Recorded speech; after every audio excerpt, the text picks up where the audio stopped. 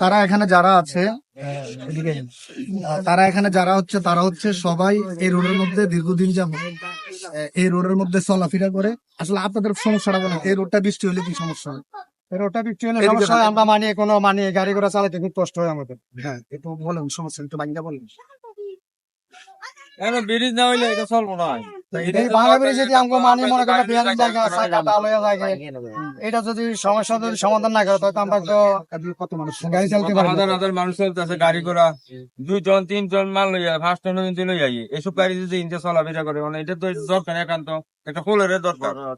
ফুল না হইলে আমরা চলতাই আপনি ভবিষ্যতে কেমনি চলে আমরা। তাই এই সাইড থেকে এই সাইডটা একটু সুন্দর করে একটু ক্লিয়ার করে দেখ। আর লাগবে নি? না না না, এটা আমরা জায়গা দাও। সাদেক ভাই